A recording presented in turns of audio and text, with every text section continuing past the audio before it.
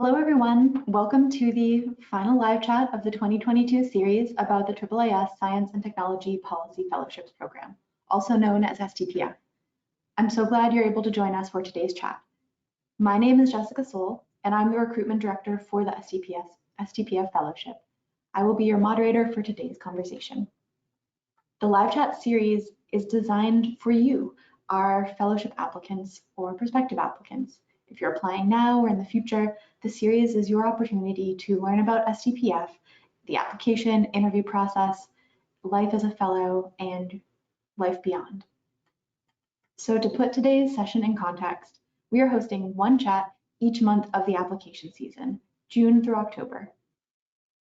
Each month's chat will focus on a unique aspect of the fellowship experience meant to answer questions from you, and each chat will feature a different panel of fellows. As you can see, today's chat is the final chat in our series. So speaking of applications, STPF is currently accepting applications through November 1st. These fellowships are an opportunity for doctoral level scientists, social scientists, engineers to spend a year contributing their expertise to federal policy. They are paid one-year fellowships that are a full-time commitment here in Washington, D.C. And someone who applies by this year's deadline will be considered for a position in the fellowship class that begins in September of 2023, next fall. So I'm curious, do you plan to apply? In a moment, you'll see a pop-up on your screen. Click the response that best matches your plans.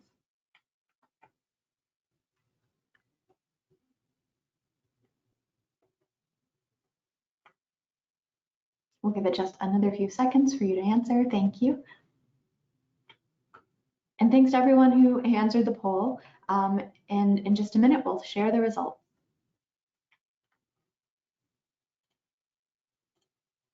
Okay, so for those of you who are applying this year, thank you so much. We're so glad you're here. We hope that you leave this conversation with a deeper understanding of the fellowship, energized to hit submit by November 1st. And for those of you who are a few years away thinking about this for the future, it's really great that you're here too. You'll hear advice from our panelists that you can keep in mind as you consider STPF and science policy in your future career path. And for those of you who are unsure, we're really grateful that you're sharing your time with us too, and that you can learn more about STPF and some of our fellows. And since so many of you are planning to apply this year, I'll just reiterate that these fellowships are for doctoral level scientists, social scientists, and engineers. We also welcome applicants with a master's in engineering and 3 years of engineering related work experience, and that these are 1 year full-time commitments in Washington, D.C. So on to the purpose of today's chat, your questions for our fellows.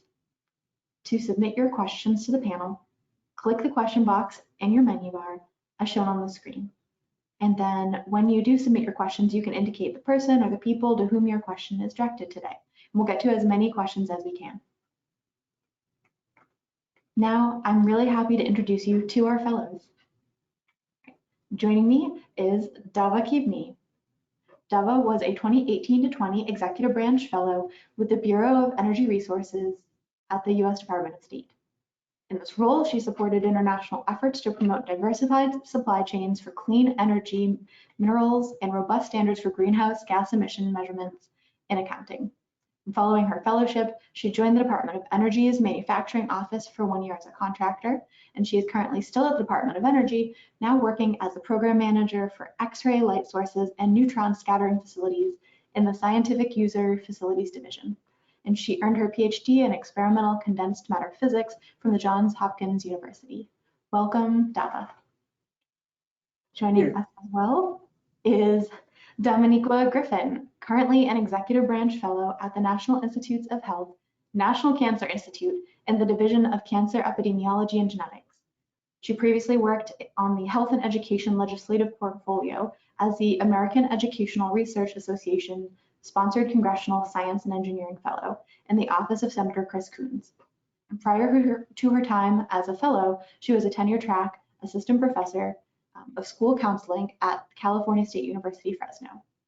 Dominiqua's PhD is in counselor education and supervision from the Pennsylvania State University. Welcome, Dominiqua. And Joining us, our third panelist is Michael Jones. Michael was a 2020 to 22 Executive Branch Fellow at the Department of State in the Office of Cooperative Threat Reduction. And prior to his time as a fellow, Michael was a postdoctoral researcher at the National Heart, Lung, and Blood Institute at the NIH. And during his time there, he focused on the development and application of next-generation computer simulations and modeling methodologies to analyze chemical dynamics and reactions of molecular binding to proteins. Michael earned his PhD in chemistry from Michigan State University. Welcome, Michael. All right, everyone. So please do submit your questions in the chat box. But before we get to your questions, I'm going to kick it off with one. I would love to know from our panelists, what initially drew you to the policy fellowships? When and how did you decide to apply? And if you're willing to, Dava, will you start us off? Sure, thank you. Yeah, what drew me to the fellowship was so I had been a staff scientist at one of the facilities that I currently am the program manager for quite a while, and doing basic research there. And I was just interested. I was feeling kind of narrowly focused, and I was interested in having a broader impact, and seeing science, doing science from a different perspective. And also, I was developing an interest in policy and understanding how the science policy decisions get made. And so I came across the fellowship. The year at that point, I came across it about 1 week before the deadline, and I decided, I considered it, but I decided I don't think I'm gonna line up all my references and everything and write a application in less than a week. So I waited a year, and that was 2017 when I applied for the first time for the 2018 year. Thanks for sharing, Dava. Michael? I decided to apply for the fellowship during, I think towards the end of my second or third year within my postdoc. And what motivated me was simply, I was curious as to, or the real desire to apply my, skill sets and, the things I've kind of learned outside of the traditional laboratory setting. Attending conferences and meetings, you learn, of others, how other scientists or so, and maybe they start in one area and they go to another. The curiosity of how we as bench scientists can play a role in the bigger picture. What effects can we have? What just curiosity. And I'd heard about the fellowship a few years prior, when that time came around, I applied and just gave it a leap of faith. And along the process, after you apply, you learn so much more. Still, and you're like, yes, I did apply. But yeah, to try something new.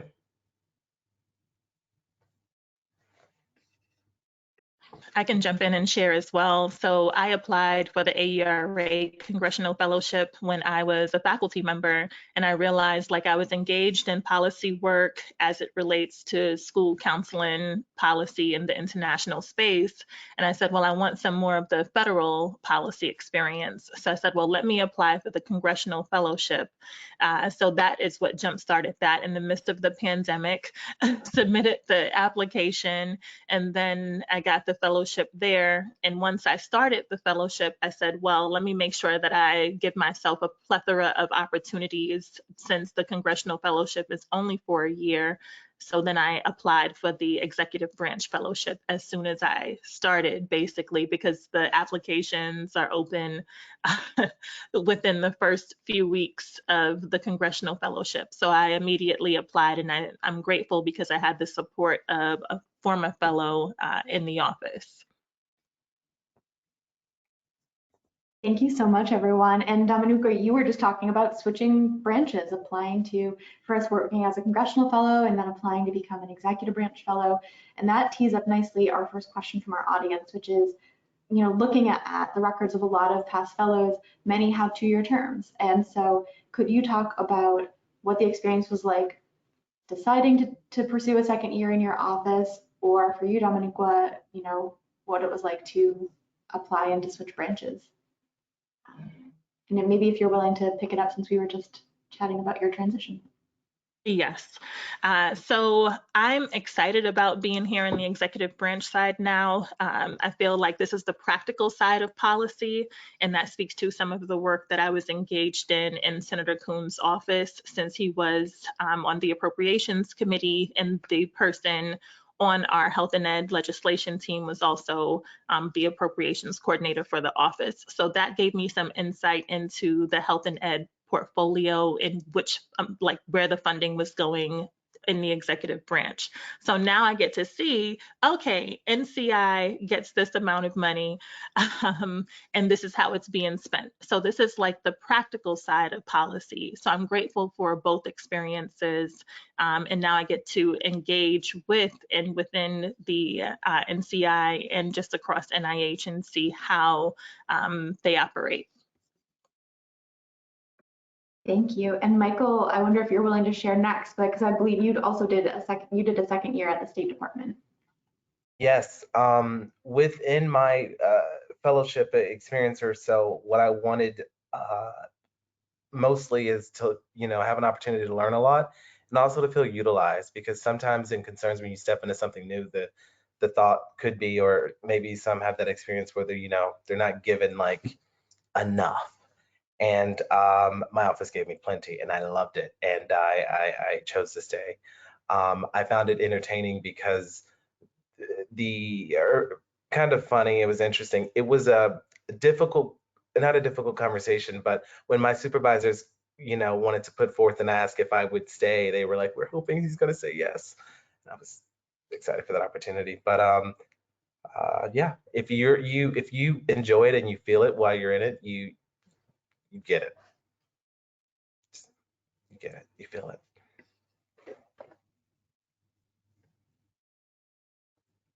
Oh, and over back to you, Jessica, or am I missing a response? No, you're not at all. No, thanks, Michael. And turning it over to you, Dava.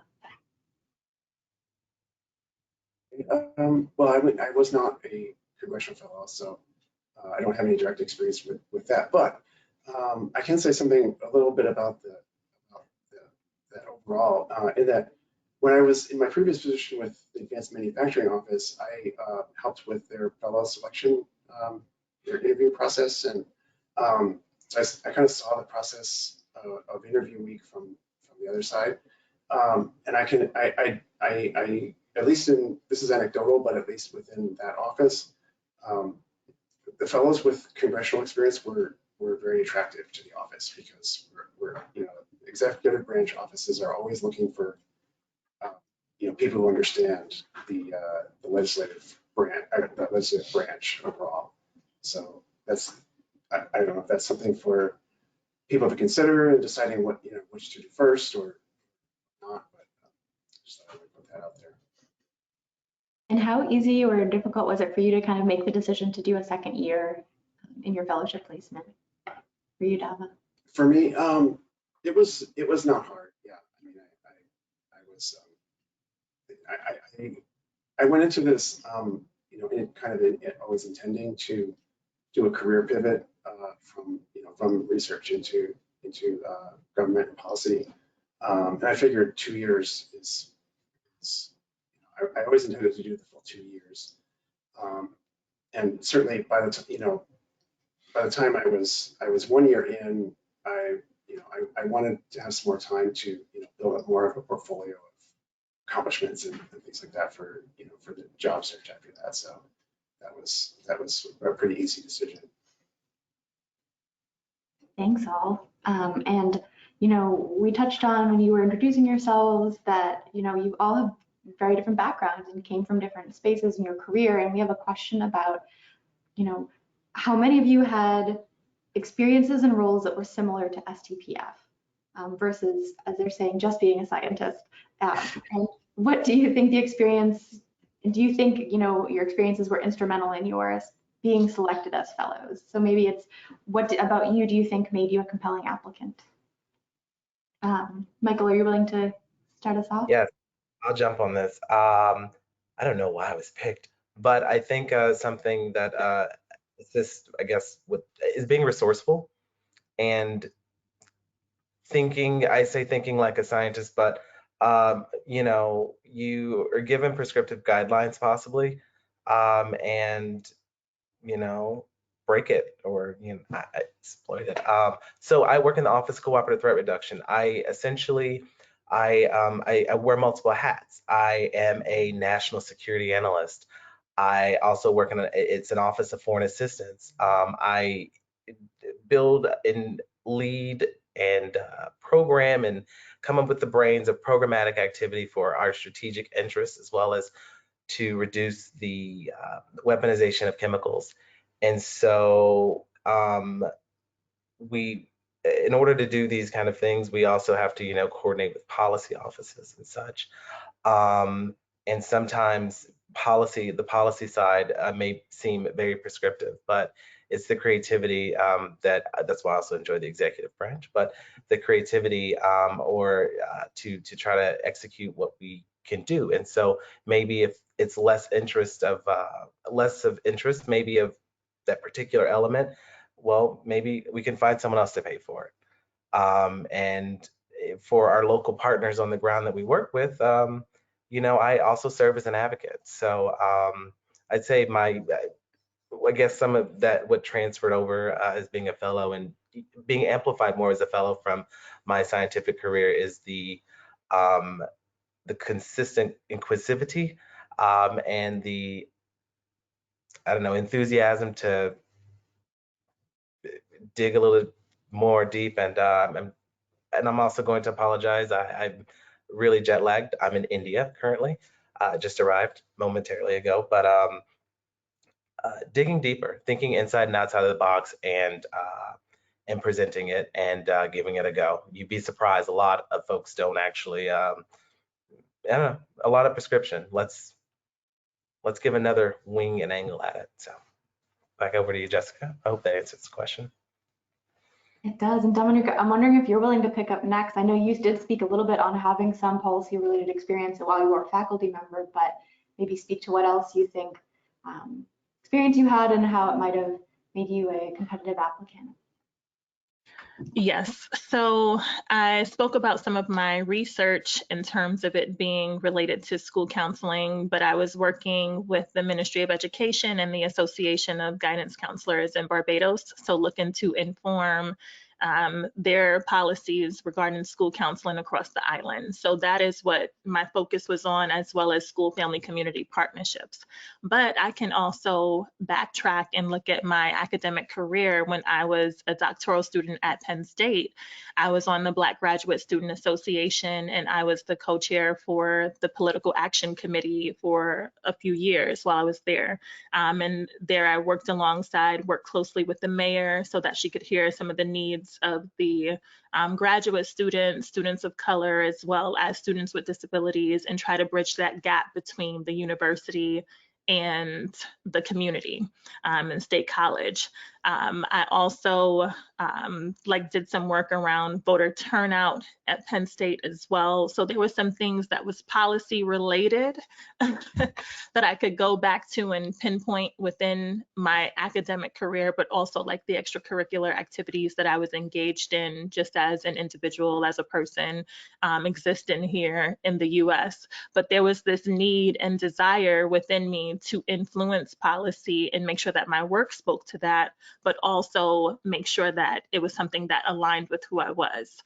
So that way, like once I applied for the position, I was able to get into Senator Coons' office, and some of the committees that he sat on really spoke to some of the work that I was personally interested in.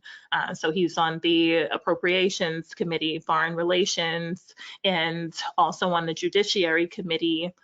He's the HBCU caucus co-chair. So there were opportunities for me to really engage in some of the work that I was already passionate about. Thank you so much for bringing more of that to the surface and making some of the connection about what you brought with you to the fellowship, not just knowledge, but real experience that you had and some of the passions that drove you to find your placement where you did. Dava, how about you? Are you willing to share what you think, policy experience you had or things that you think maybe stood out in your application. Well, I had essentially no policy experience, so so I was one of the ones who was just a scientist, I guess you could say. And actually, that was something that I thought about because when I was applying, I was like, I have no idea if I'm the kind of person that, or like a kind of candidate that AAAS looks for this fellowship. I just had no idea. But obviously I was successful, so I wanted to say, I wouldn't say, I would say, to prospective applicants, I guess, don't let that stop you, I think, right? I don't know, maybe would you agree with that, Jessica? But one thing I think that I did have was that perhaps made a difference was communication ability. I mean, I feel like, before I was a fellow, I was a good, speaker and a good writer, which is not to say that I haven't learned a lot in the fellowship as well. Like, learning how to write a one-page memo and for an assistant secretary that actually gets all the information in that they need to know and nothing that it doesn't. But I think I think that's one thing I brought to my application, perhaps, and the rest of the interview process that perhaps made a difference. So, thanks. No, thank you all. And we have a follow-up question, Domenico, for you about what made you transition to the fellowship from a professor position, and what will you do next if you know? Yes, so I can definitely speak to that. I felt like coming out of my doctoral program, like I was prepared to be a faculty member, but I didn't necessarily know all of the options that existed out there for me. So I wanted to take some time to explore that and really build on this emphasis that I already had in policy, but get more of that federal experience because I didn't have that since I was operating in the international space. So for me, I thought that I would just take on the fellowship for a year, go back to serving as a program coordinator. I had all of that worked out with the institution.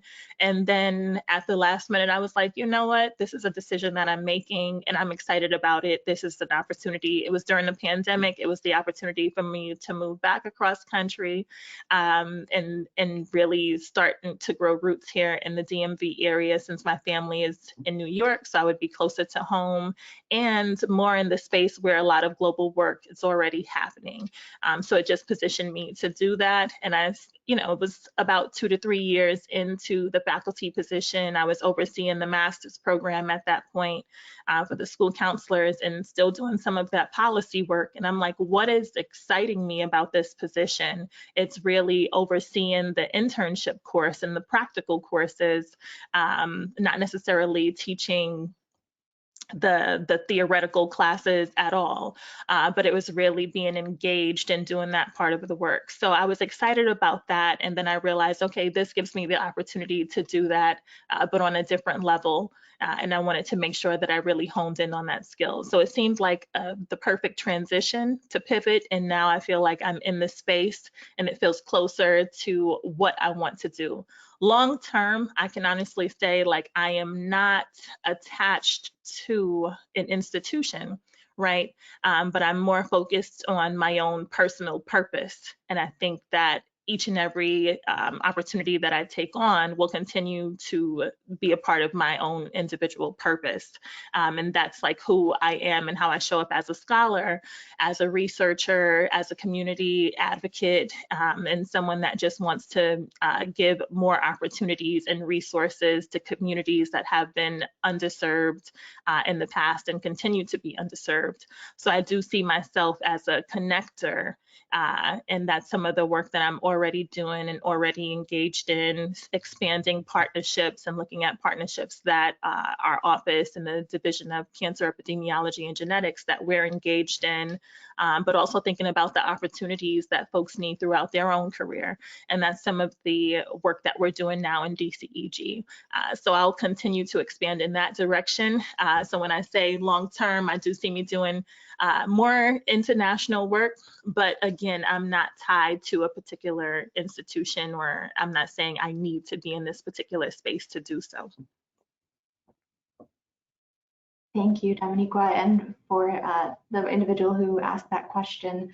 I know we have a lot of mid and senior career applicants, and it can sometimes be challenging to think about making this big of a pivot in their career or taking time off as a sabbatical. So we have a question now thinking about after somebody has applied, ideally you start to go through a semifinalist interview stage and then actually, a placement process. And this individual is wondering, how are fellows assigned to the agencies that they work on, when applying? And if you make it to be a finalist, how do you go about, being assigned or placed within an agency? Dava, I'm wondering if you're willing to maybe share what your experience is going through the executive branch finalist week. Sure, absolutely. Well, it may be different. I don't know what's going to be the case for next time, but mine was actually in person. So I don't know if they're planning for that for next year. But basically, yeah, I mean, the process is the agencies generate position descriptions, like they say, we want these many fellows and these are the position descriptions, and then the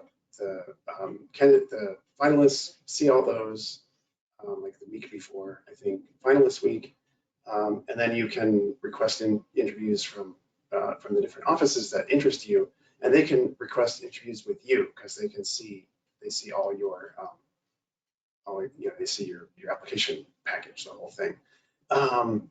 So there's a week of interviews, and then it's a ranking system where you rank your top choices, and they rank their top choices, and then there's a matching process, which I know nothing about exactly how it works. So, but in principle, if you rank an office top, and then they rank you at the top as well, then that's a match right there. Right? But if not, then they go down the list and until you get a match. So personally, it was pretty, the in-person interview week was pretty hectic. We were all running around DC, getting to different buildings, and I know it's been different for the last couple of years with it virtual, but so yeah, in terms of other impressions, I'm not sure I have much more unless there's like a specific follow-up, I guess. You set it up really nicely, and we are planning to go back in person for this next spring's finalist week. Right, do you remember, the range of agencies that you interviewed with, and like, were you very focused, or were you very broadly, open to placements? Yeah, I was actually. That's something I should have. Coming from a DOE lab where I was, I kind of figured, okay, I'll apply to a lot of DOE offices, and I had 4 interviews during the week with DOE, but I did not get a match with DOE. So, and I wound up at the State Department working at the Bureau of Energy Resources, which on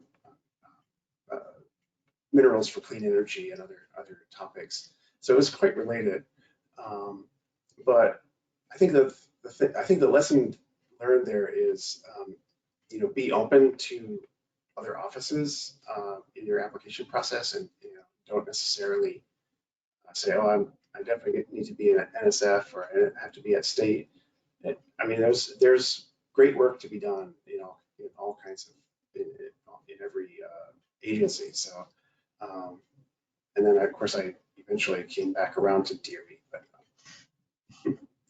in fact, one of the interviews I had during finalist week was with the Advanced Manufacturing Office, and then I had later joined that as a contractor. So that's kind of another good point to make, is that I still work with a lot of the people. I don't work with, but I see, around a lot of the people that I interviewed with. Like, I still come across them in my work, and so interview week itself is actually a great networking opportunity. Just being there. Thank you, Dava. No, I think we really uncovered a lot, and I see our other panelists nodding along. Are you willing to pick up and share? And I know it will be different for you because you have both done a match process on Capitol Hill and also in the executive branch. Yes, for me, doing the matchmaking in the executive branch, but I did it during the pandemic. And, naturally, it seems as if, I can also attend my meetings and kind of work along the side. Interview week is hectic, whether virtual or in person. I didn't have that in-person experience, but I can't imagine. But you might be, interviewing and going here, there. But I recommend completely to keep an open mind. Offices will reach out to you, and it's sometimes what's written in the description, and they do their best. Some of them do, and some of them don't, to highlight what the job is as well as the need. But when offices reach out to you, I think that's a good sign. There's something that they quickly glanced over within your application packet, not just your resume, your application packet that stands out that that causes them to want to make time to have an interview with you.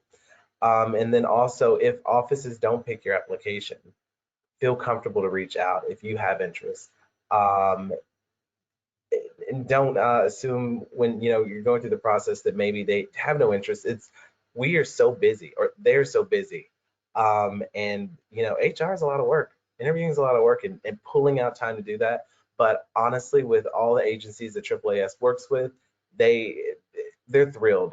AAAS fellows have a great reputation. We, our ability to go in, learn something new, and excel and thrive, and it's outside of our area.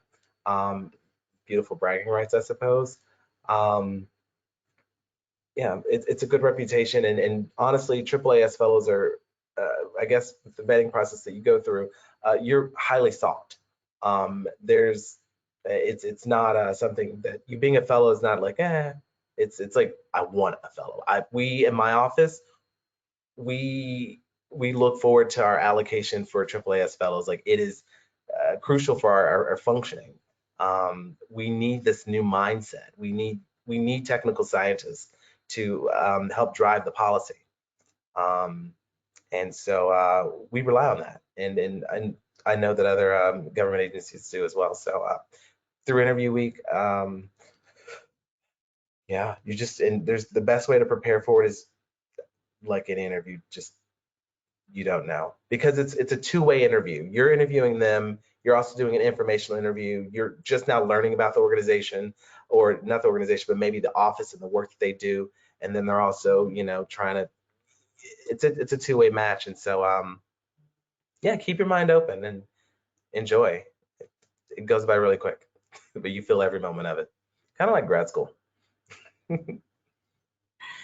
Yes, I can definitely speak to that as well. In both cases, I definitely had an open mind in terms of which office I would end up in the end. So when I was interviewing for the congressional branch, I had a senator in mind. My family was pushing for me to get into this office. We were all excited about it. And then that office was not accepting any fellows for the year. So I said, okay, now I have to really look and see who else would I be interested in working for. And as I started to dig and as the requests started to come in for interviews, then I was like, okay, this seems like the perfect fit. And that's exactly what it was. It was the perfect fit for me. I had an amazing mentor within the Coons office. And I love the fact that they have had AAAS fellows in the past. And there was a cohort of us that were fellows. So there were 3 of us last year in the office. And I believe that there's 3 again in the office this year. So that was something that was exciting to me. Their focus on HBCUs, having worked at an HSI, having attended an HBCU for my master's degree, it just felt like the perfect fit. And then looking at the committees that he sat on as well. So that was amazing.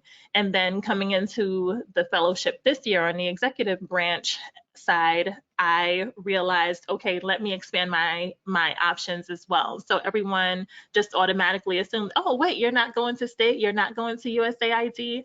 And then I was like, nope, not at all. I interviewed with the Department of Homeland Security, and they were doing some work, some mental health. There was some mental health opportunity that would have presented itself at the border, doing some work there around trauma informed practices. And then there was my office here at NIH. And once I got here, and they said, well, we consider ourselves to be the school counselors of the division. I said, well, this makes perfect sense. So I loved the energy during the interview process. It seemed like my current mentor, Jackie Levine, at NIH would be an amazing support, and she is currently, and I'm so excited to have her. But during that process, I realized, okay, so I'm at NIH and I'm doing counseling work, essentially really honing in on the career development that I would have done as a school counselor in the past, but now at a different level. So it's like all of my skills that I've been using and honing in on are now like coming full circle. And I always share the story, like I actually started off as a biomedical sciences major in undergrad, and then completely switched majors, switched careers, and then to end up at NIH, which is the largest biomedical research organization in the world, doing counseling work or operating in my counseling capacity. It's just a full circle moment, and I'm glad to be here. So I think that fellows need to understand, like, they'll end up right where they're supposed to be, and to just continue to present yourself and just know that the story will continue to unfold and present itself for you. Thank you all. That just gave me chills, Dominique, to hear your story. And there was just so much great advice coming out of all of you reflecting on the process you went through, thinking about it's not that you have control over everything, but you have a lot of influence in terms of how you're applying, what you're putting forth, how you're approaching interviews, putting yourself out there, reaching out to offices, even if they don't proactively invite you for an interview, and just being open-minded as you go through the experience, because you don't know exactly where you might match, but it's going to be where you are needed and where you can learn a lot. Yeah, can I follow up? Absolutely. I just want to, I mean, on that reaching out to the offices, I just want to totally reiterate what Michael said and what you just said. Having seen it from the other side as well, the offices are going through and doing a search and all that, and trying to find the people that have the interests and the background, but it's not perfect by any means, and so people can get missed. So absolutely, just don't be shy about it, and they'll be happy to hear from you.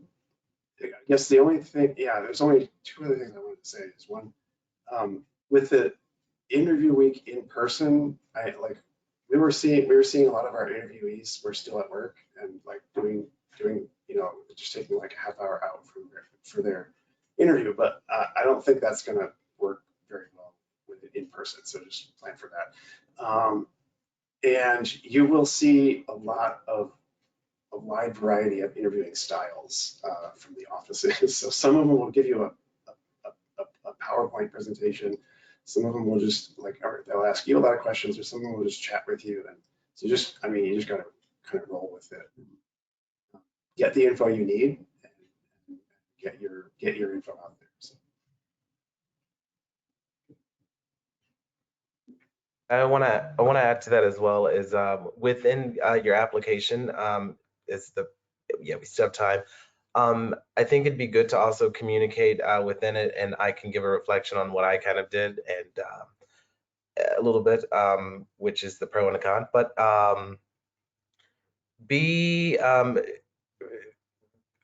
be sure to communicate within your statements or somewhere in the application. I know it's required for us to state our interest in what the areas we're interested in, and it can be broad or very specific in categories. I selected like almost everything, but I mean the max, and some of them didn't align because I'm interested, but that's really what it was. And so maybe it may not readily fall into the right hands in the application process further down the road, but it's that initiative that you take to reach out to those offices that stands out. Because when they're deliberating during the interview week, it's also them too, because of this gambling system that I still don't understand, but they want to make sure they're ranking who they know they might have a high chance of getting. So you expressing your, we all say, yes, I was very interested. We've learned well. Write thank you emails.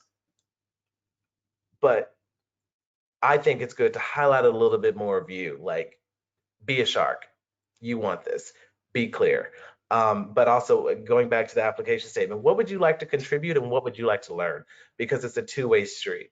And so that's something I recommend to kind of also include in your applications. And when interview week comes around, it is, it's very busy, but maintain intentions and stay positive, and you'll pick the office that you want. And there's, in most cases, I think for many fellows, the fit is there.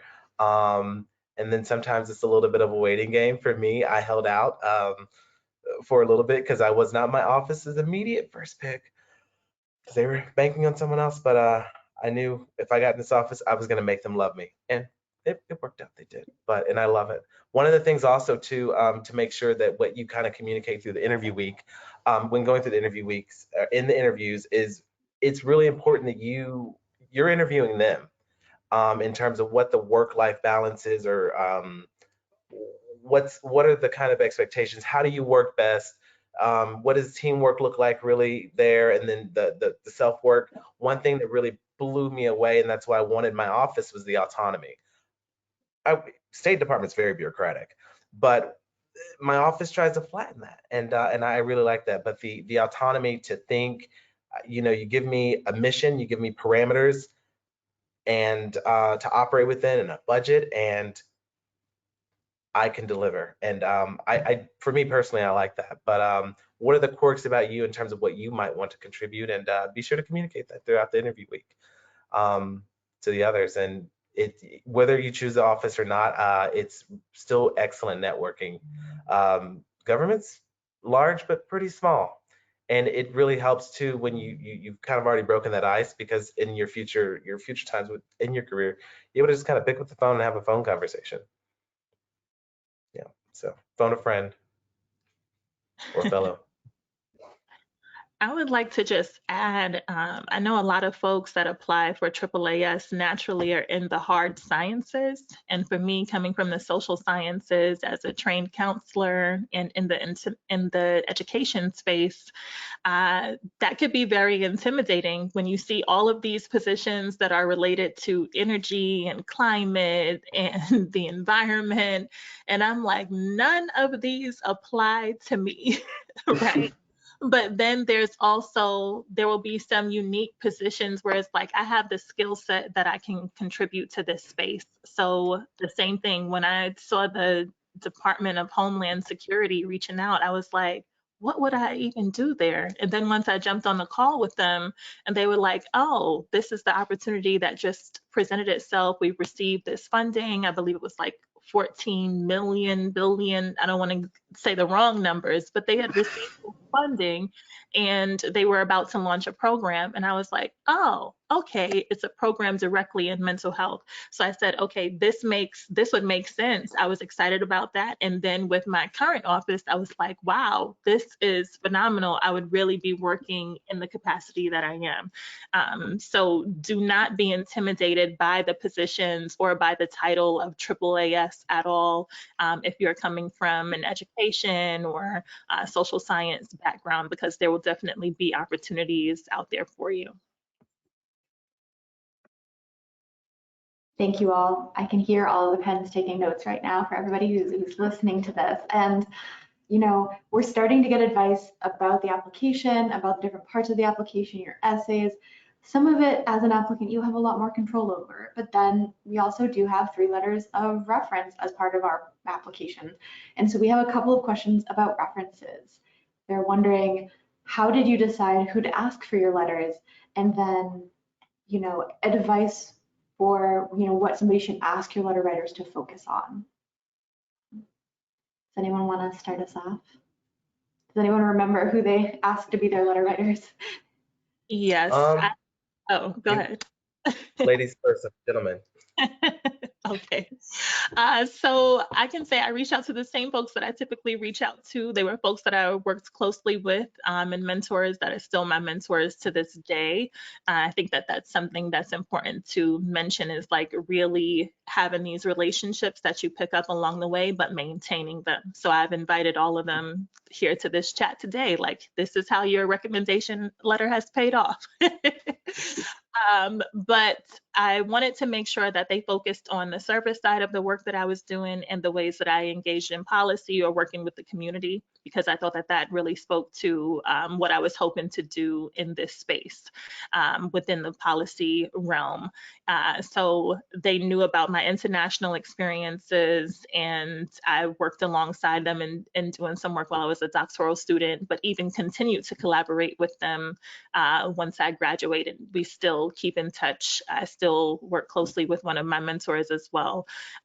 So that was something that was important to me. Like, okay, you are familiar with my work. You're not lying at all. You know what I'm capable of. And at the same time, you know how it could potentially apply to the political space.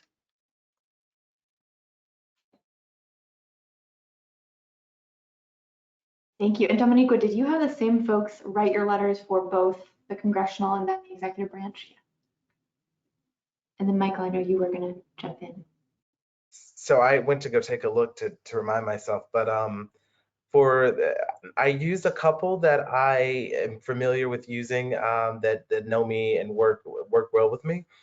But I also thought, you know, is me trying to step into from literally the laboratory to policy ? I had a buddy who was a few years older than me, but in grad school, one of my grad school friends you make from another department. And so my strategy there was to have somebody, you know, write to in order to get more of a comprehensive picture of you, you know, within, I don't know how limited in space they might choose to write, but someone who works with you that can highlight your, you know, the things that we talk about or we want to illustrate and demonstrate within our applications, that we are diligent, or our great communication abilities, or our ability to jump in and learn something new and excel, or how we circumvent or pass through barriers or problem sets. Also, maybe our initiatives, you know, are just our natural, you know, innate kind of character. Who can kind of capture maybe, you know, pieces of that of you from different points of view, maybe working directly with you on scientific research, that who, you know, kind of serves as a mentor, but you've worked with them, you know, really briefly. And then also me working with my colleague, I didn't realize that we'd worked so well together. But it was me and my side service that I didn't give enough time to. But I worked with McNair scholars at the university I was with in grad school. I also took part in the graduate student council, and no official role, but to help advocate and for, you know, them to pay more of our tuition from the graduate school. And so for all grad students, and that did turn out to be a success, but I didn't think of those things as something, you know, really major, because again, I had a narrow lens focus on research. But in this application process, I think it'd be kind of think of them as kind of different points or different perspectives and views to channel in on you.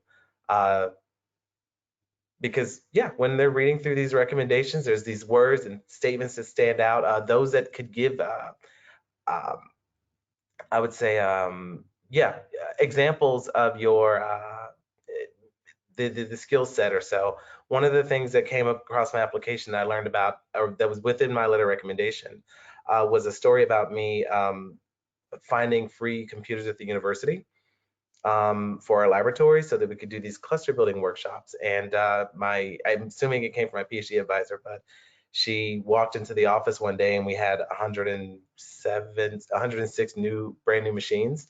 And that was just me asking, oh yeah, I can take these surplus machines from the journalism department because they want new machines every 2 years. We'll ask, why not? And so that was amazing to her. I didn't think of it as much, but someone that can highlight those things, to say it out explicitly, what stands out. and encourage your writers to do so. What points this full background of you, or what you want to contribute, and how your demonstrated ability is to go towards your contributions, would be that of making sure you have highlighted in your letters. Over. Thanks, Michael. It can be very hard to brag about ourselves, and it is helpful to have other folks do it for you and do it authentically. Dava, how about you? So I chose, the first one I chose was actually my postdoc advisor, who, I mean, I could say my postdoc was quite a while ago, so that, you know, I don't know that most people would do that, but I mean, this person is you know, he was a great mentor as a postdoc, and he's been aware of my career, and we talked a lot over the years. And I had discussed with him my interest in policy and you know, this potential career pivot that I was thinking about. So he seemed like a natural choice. For the other two, I asked two colleagues who were longtime collaborators.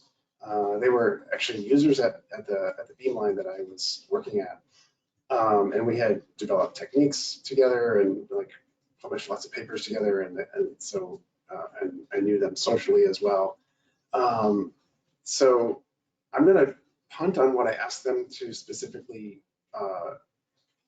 highlight because I don't remember. But you know, I think that what I would hope that they would do is or did is you know, highlight like what kind of scientist am I? You know, like is, you know, am I curious? Am I, you know, what's my overall problem solving approach and that sort of thing, and communication, of course. So yeah, so that's how I kind of went about that. Again, I wish I remembered exactly what I asked them to say, but. No, all of your perspectives have been so helpful, and circling back to, you know, the example you gave, Michael, right? Like there are things we could do in our lives, like you found a way to get a bunch of computers, you know, and that to you felt almost like nothing, or maybe it was just a part of your life, but to somebody else observing you, like they saw the initiative, they saw the leadership, they saw the care, and were able to speak on that. And we all have those moments and experiences in our lives and the people that we work through those things with. And that's so much that is a science. Who are you as a scientist, as a social scientist? And then it's all these other parts of your leadership and your potential and your passion. I have a question for you, Dava, a follow-up if you're willing to answer. It is about your career and how did you prepare for a move to a more permanent role once your fellowship was over? That's it. Yeah, that's an interesting. So the post fellowship, yeah, that was not easy to be perfectly honest, because so the first thing I would recommend anybody do is start looking. If it's a 2-year fellowship, start looking. Start your application process at the beginning of your second year, because the federal, especially if you want a federal job, because the federal hiring process can be very, very long. And you know, even once you get hired, you can still have to wait for a while. So what happened with me is, so my fellowship actually started in January. I was in 2018 to 2020, but I actually started in January 2019 because I had to wait for a security clearance for the State Department. So I ended in January 2021. So I started looking for jobs in around January 2020, and I was getting interviews and second, you know, callbacks and everything. And then COVID hit, and everything completely shut down for about 9 months. There was like no hiring going on. So that pretty much delayed, delayed my job search by quite a bit. So I ended up ending my fellowship without a next step for about a few months. But and so during that time, my I targeted my search by, I was interested in being in energy and climate, and policy for science and that sort of thing. So I didn't know how. I didn't know a lot about how to find those jobs necessarily, and so I used the fellow network by quite a bit to do informational interviews and just find out more about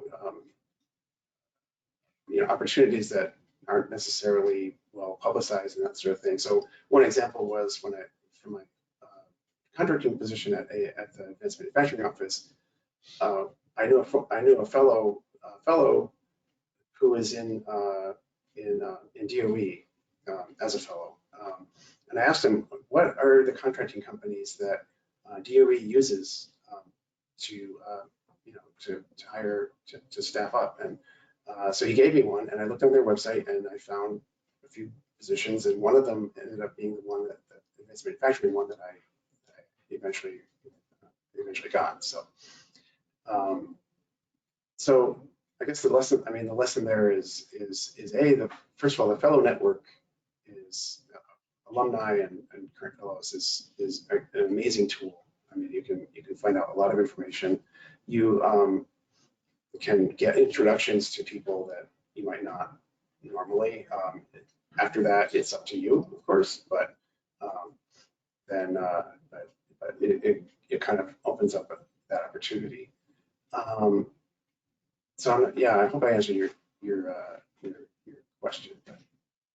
You did, thank you. And it's interesting to hear some of the themes that we talked about from interview week as a finalist trying to find a placement, some of those same themes echoing through and being, lessons learned that you can then continue to use in your career as you're job searching beyond the fellowship.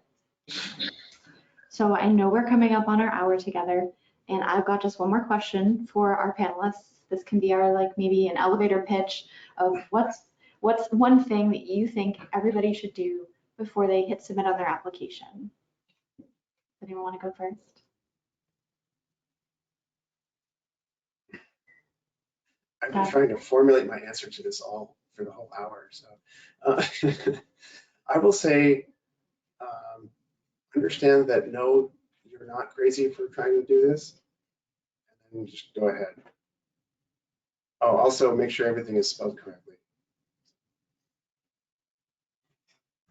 Dominiqua? I can think of a quote by Maya Angelou, and it goes, "I come as one, but I stand as 10,000."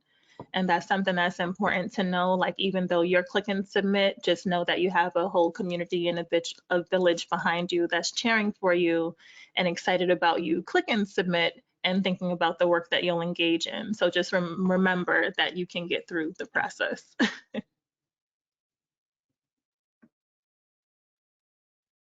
And I would say, echo Dava, run your things through your spell check, Grammarly.